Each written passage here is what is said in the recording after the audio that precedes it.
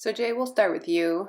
In this video, we can see you successfully not lunging. You've taken the lunge out of your plant, your lock and load. So you can tell your head's not bobbing, and that's shows that you're using both of those lats really well. And I'm going to slow down the video so that we can take a look at your changeover stroke, because I think that's something that we can start focusing on. So in general, with this first changeover, you'll see that you are getting a pretty good setup and the quickness of your changeover is pretty much in time. But with any V1ing, this is one place where you can just get a little bit more speed on your boat, is if you can see how you missed your paddle on that one. If we can hit every single one of our first strokes, we will keep that speed up in our boat, and it's just one more way that we can be faster. See how there you only got about the back half of your stroke in, so that's what I'm talking about. Otherwise, this is a really nice example to everybody about what a good lock, load, and launch looks like. Last bit of feedback on this closer slide. You can tell that you're really working on that wrist and elbow staying down, which is on that upper arm. And so you can really tell that upper lat is working as you pull back.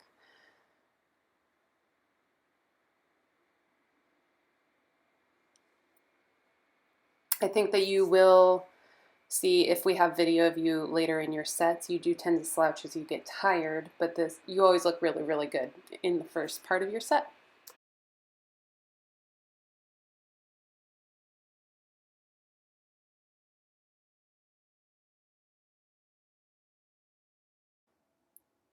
Okay, Patty, this is slightly old video by now. I'm going to guess that you look different now in March.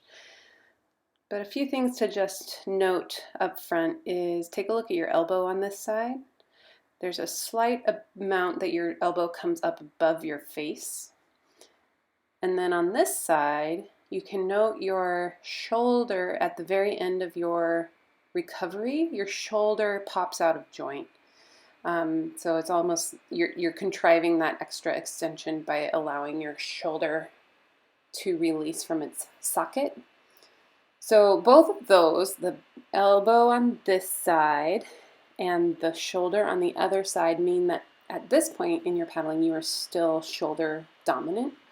You're using the front parts of your shoulders for this stroke. So I want you to keep working on the lock and load.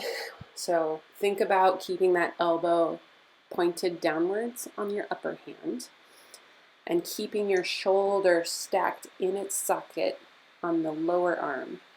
And that's going to, again, bring all of that focus into your lats on both sides.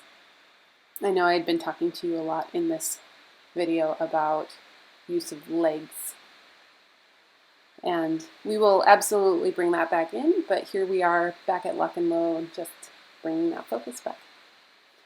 Otherwise, you have such a lovely reach. You have a long pull, like you can see that your band of pressure is pretty long. And I think that's why you move your boat so well.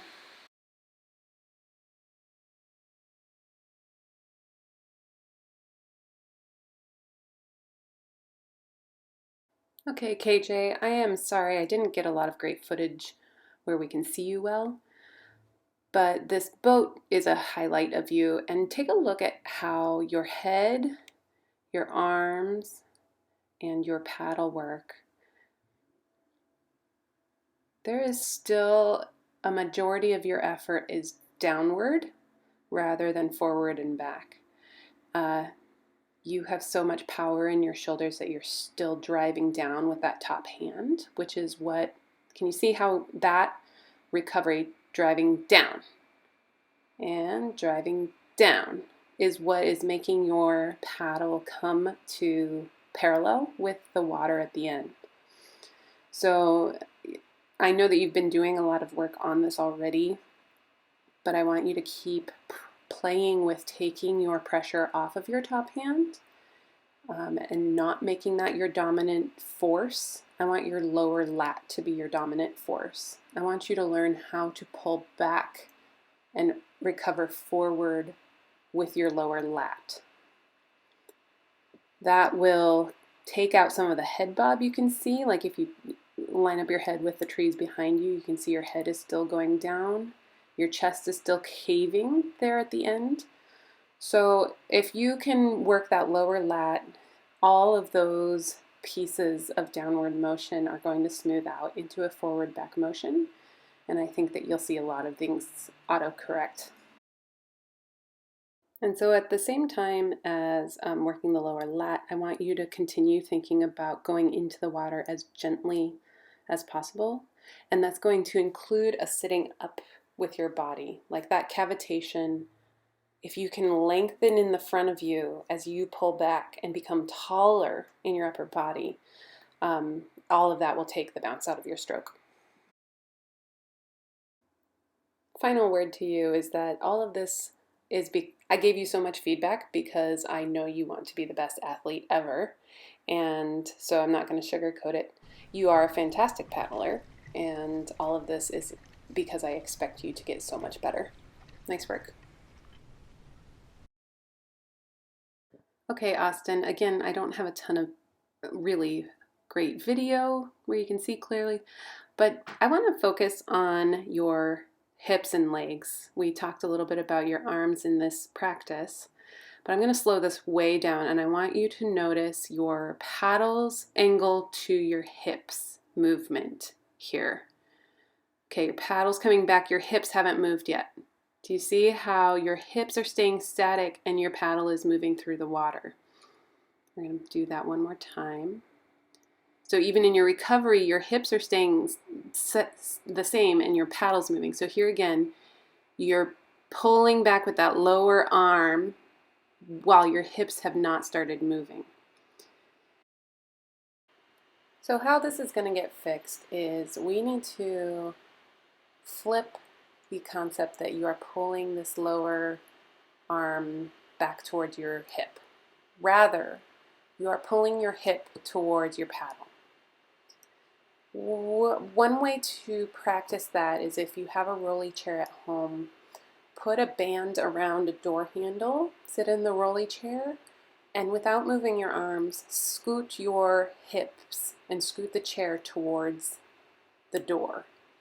And do it from your hips. Do it from all of those intricate muscles that attach to your hips to try to get that move forward.